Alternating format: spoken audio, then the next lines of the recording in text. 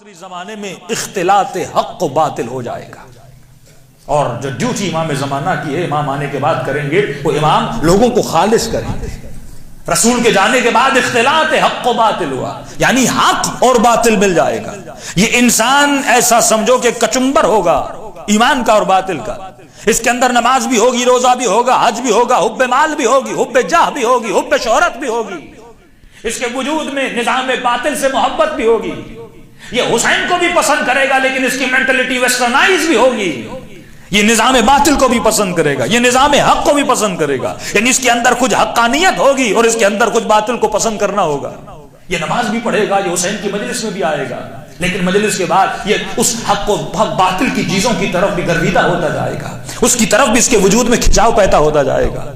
کہ فرمایا انسان سورہ فجر پڑھے، میں نے کہا کہ سورہ فجر سورہ حسین ہے، علماء فرماتے سورہ فجر کو سورہ حسین بھی کہہ سکتے ہو، کہ اللہ کہتا ہے کچھ لوگ ایسے ہیں جنہوں نے مال جمع کیا، وعددہ، یہ مال کو جمع کرنا عیب نہیں ہے، لیکن مال کو جمع کر کے تعدد میں لانا، مال کو حد سے زیادہ بڑھانا۔ ایک گھر اللہ نے دیا ہے، اور مال جمع کرو دوسرا گھر بناؤ، اور مال جمع کرو تیسرا گھر بناؤ۔ واللہ وہ عمراء، وہ جو سسٹم اشراف گری کے اندر رہتے ہیں، جو مال جمع کرنے کے بعد پھر اور وعدد، قرآن کہتا ہے یہ مال تو جمع کرتا ہے، ایک گھر بنایا، دوسرا گھر بنایا، تیسرا گھر بنایا۔ یہ بالکل ایسے ہے کہ سسٹم یزید پہ لعنت تو بھیج رہا ہے پر خود اسی یزیدی سسٹم میں رہ رہا ہے۔ اللہ کہتا ہے یہ مال، اس نے یہ سوچا تھا کہ اخلد یہ ہمیشہ دنیا میں رہے گا، کہ تیرے لیے ایک گھر کافی نہیں تھا کہ تو گھر پہ گھر بناتا جا رہا ہے۔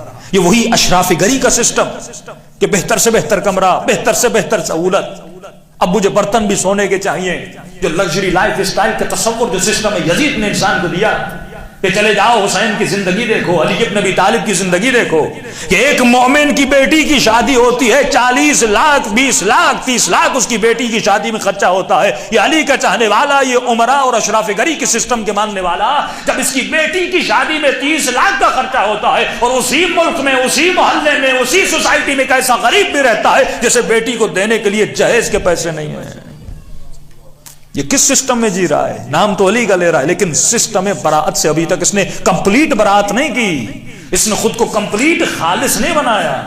یہی تو وہ جنگ تھی، یہی تو وہ نعرہ تھا جو علی ابن ابی طالب رسول خدا کے جانے کے بعد فرمائے طلحہ اے زبیر تجھ سے علی کی عدالت برداشت نہیں ہوگی۔ عبید اللہ ابن عباس کو جب مولا علی کے پاس بیت المال مولا نے دینا چاہا، جتنا بیت المال اسے دیا اتنا اس کے غلام کو دیا۔ علی یہ کیا کر رہے ہو؟ جتنا مجھے دے رہے ہو اتنا میرے غلام کو دے رہے ہو، کہ یہی میرے رسول کی عدالت تھی۔ میں نے پہلے دن سے تمہیں کہا تھا تمہیں علی کی عدالت پسند نہیں آئے گی، عدالت علی لوگوں کو برداشت نہیں ہوتی تھی۔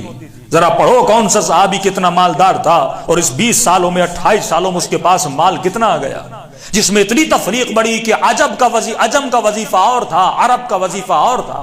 بات تو یہاں تک آ گئی جب نبی کی ازواج میں بیت المال کو تقسیم کرنے کی باری آئی، جو بیوی زیادہ جوان تھی اسے زیادہ دیا جاتا تھا، جو بوڑھی تھی اسے کم دیا جاتا تھا۔ وہ سسٹم انہوں نے بنا لیا جو اشراف گری کا سسٹم تھا، بیت المال کو جمع کرنے کا سسٹم تھا۔ اسی سسٹم کے خلاف جب علی کھڑے ہوئے تو لوگوں نے علی کو قتل کرنے کی کوشش کی، علی کو شہید کرنے کی کوشش کی۔ امام فرماتے تو حسین کا ماننے والا ہے، حسین کا اگر ماننے والا ہے تو اس سسٹم سے براعت کر، جب تک تو سسٹم سے کمپلیٹلی باہر نہیں نکلے گا۔ کون سا سسٹم؟ پہچان یزید کے اندر کون سی صفات تھی۔ جتنا تو ایمان کے قریب ہوتا جائے گا اتنا خدا تجھے خالص کرتا جائے گا، اور یہ بات یاد رکھنا جب ان کا قریب جاتا ہے تو پھر خدا کچھ امتحانات بھی لیتا ہے، کیونکہ بندہ ایسے خالص نہیں ہوتا، پہلے اس آگ میں جلنا پڑتا ہے، ہاں پہلے اس گندگیوں کو، ناخالصیوں کو اپنے وجود سے اتارنا پڑتا ہے۔ جہنم کا تصور بھی یہی ہے کہ بندہ جہنم میں وَإِذَا الْوُحُوشُ حُشِرَتْ، جہنم میں وحشی لوگ ہوں گے، یہ وحشی پنا جو ان کے وجود میں ہے اسی وجہ سے وہ جہنم میں جاتے ہیں۔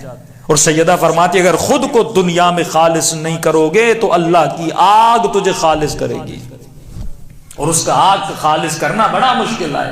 انسان اس سے پہلے کہ موت آئے خود کو دنیا میں خالص کر لے۔ کہ سیدہ کیسے خالص کروں گا؟ بہترین راستہ ہے اللہ کی دربار میں